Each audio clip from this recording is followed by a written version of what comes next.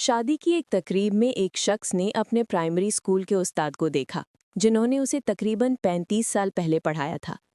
वो मोहब्बत और अकीदत से लपक कर उस्ताद के पास गया, कुछ झिझकते हुए पूछा, उस्ताद जी, क्या आपको याद है मैं कौन हूँ?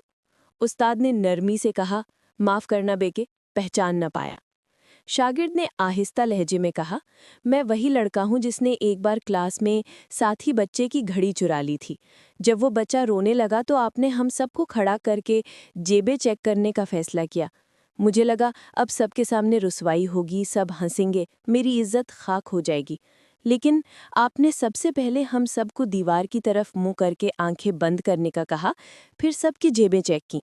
और जब मेरी बारी आई तो आपने मेरी जेब से वो घड़ी निकाल ली, लेकिन किसी का नाम न लिया, कुछ न कहा।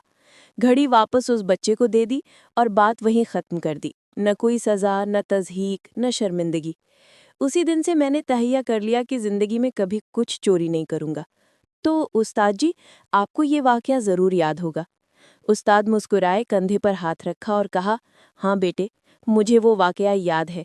लेकिन जो बात तुम नहीं जानते वो ये है कि मैंने भी तुम सब की जेबें आंखें बंद करके चेक की थी, ताकि ना मुझे मालूम हो चोर कौन था और ना मेरे दिल में उसके लिए कोई गिरह रह जाए।